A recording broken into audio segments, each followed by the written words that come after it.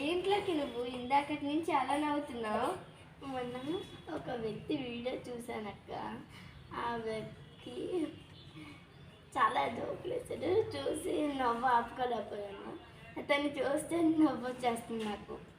అవన్నీ తాత్కాలిక సంతోషాలకి అయినా వాళ్ళు మనల్ని నవ్వించడానికి ఎన్నో వేషాలు వేస్తారు, కానీ వాళ్ళకి వాళ్ళ జీవితంలో వాళ్ళ ఫ్యామిలీలో ఎన్ని స్ట్రగుల్స్ ఉంటాయో, ఎన్ని కష్టాలు, ఎన్ని దుఃఖాలు ఉంటాయో వాళ్ళు మనతో చెప్పుకోలేరు కదా.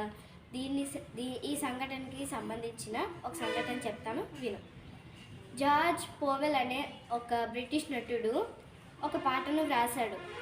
ఆ పాట ఏంటంటే, ఆందోళన వల్ల లాభం ఏమిటి, దుఃఖం వలన మనకు ఏమి వస్తుంది, నీ చింతలన్నీ సంచిలో వేసే హాయిగా నవ్వుతూ సాగిపో అని ఒక పాటను వ్రాసాడు. పియానో వాయించే తన తమ్ముడైన ఫిలిక్స్ ఆ పాటకు రాగాలు మంచిగా మ్యూజిక్ అంతా ఏర్పాటు చేశాడు.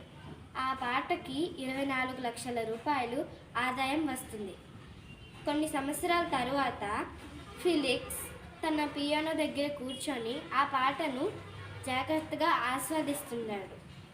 అక్కడ నుంచి వెళ్తున్న పని వాళ్ళు చూస్తూ అతని వైపు చూసి ఫిలిక్స్ ఆ పాటను ఆస్వాదిస్తున్నాడని వాళ్ళు అనుకొని అక్కడి నుంచి వెళ్ళిపోతారు. కాసేపటి తర్వాత ఫిలిక్స్ అక్కడి నుంచి తన పియానో దగ్గర నుంచి లెగిచి తన రూములోకి వెళ్ళి ఫ్రిస్టల్తో కాల్చుకొని చనిపోతాడు.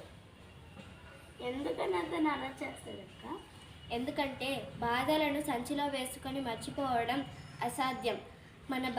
మన దుఃఖము, మన చింతలు, మన కష్టాలని ఒక పాట కప్పిపుచ్చగలదు, కానీ మన హృదయ భారాన్ని తీర్చగలిగేది ఆ దేవుడు ఒక్కడే. అక్క, బైబిల్ గ్రంథంలో ఒక వాక్యం ఉంది కదా, నీ చింత యావత్తు ఆయన మీద వేయుడి అని. అవును చెల్లి, మొదటి పేతురు రాసిన పత్రిక 5వ అధ్యాయం 8వ వచనంలో ఉంటుంది.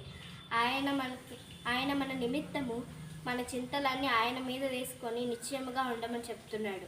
కానీ మన చింతల్ని ఆయన మీద వేసుకుంటే మన కష్టాలైనా సంతోషంగా మారచ్చు.